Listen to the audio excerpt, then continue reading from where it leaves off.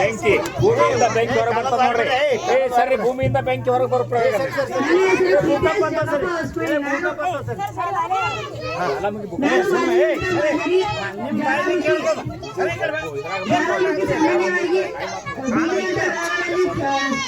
ದ್ರವನಾಶ ವಸ್ತುವಿನ ಹೊರಬರುವಿನಲ್ಲಿ ಸರಸರ ಅಥವಾ ಬಿರುಕುಗಳನ್ನು ಬಳಸುತ್ತಾರೆ.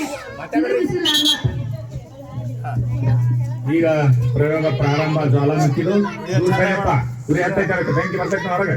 ದೂರ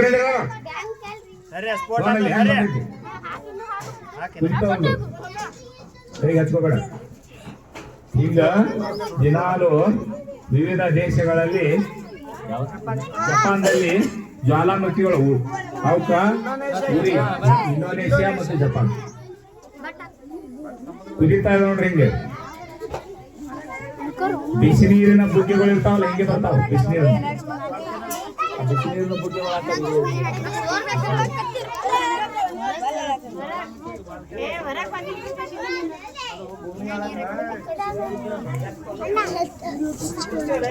ಶ್ರೀಕೇಶ್ ಅವರಿಗೆ ಅಭಿನಂದನೆಗಳು. ಜ್ವಾಲಾಮುಖಿಯ ಪ್ರಯೋಗವನ್ನು ಅತ್ಯಂತ ಕೈ ಹಚ್ಚಿಬಿಡೋದು. ನೆಕ್ಸ್ಟ್ ಮುಂದಿನ ಪ್ರಯೋಗ ನಮ್ಮ ಯಾರ್ದು